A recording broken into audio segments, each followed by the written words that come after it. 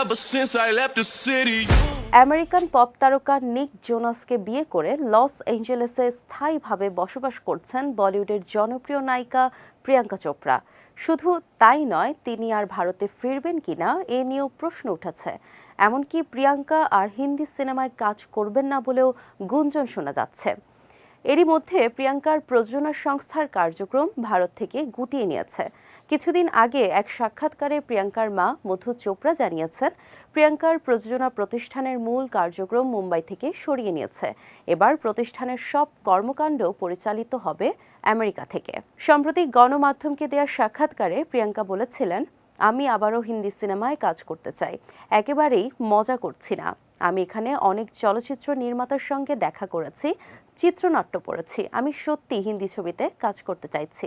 প্রিয়াঙ্কা সিটাডেলের শুটিংয়ে অনেকদিন ব্যস্ত ছিলেন।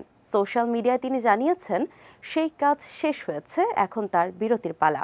মেয়ের সঙ্গে সময় কাটাচ্ছেন। প্রিয়াঙ্কা তার মেয়ে মালতীকে ভারতীয় সব ধরনের সংস্কৃতির সঙ্গে পরিচিত করেছেন। এমনটা দেখে তার ভারতীয় অনুরাগীরাও দারুণ খুশি। তবে তার মা মধু চোপড়া শোনালেন অন্য কথা। তিনি বলেন, প্রযোজনা প্রতিষ্ঠানটি আমেরিকায় সরিয়ে নেওয়া হয়েছে, ফলে এখন আমরা আর কোনো ভারতীয় সিনেমা প্রযোজনা করব না। কিন্তু ঈশ্বর চাইলে প্রিয়াঙ্কা যদি ভারতে আবার সিনেমা করতে আসে, তখন আমরা আবার ভেবে দেখব।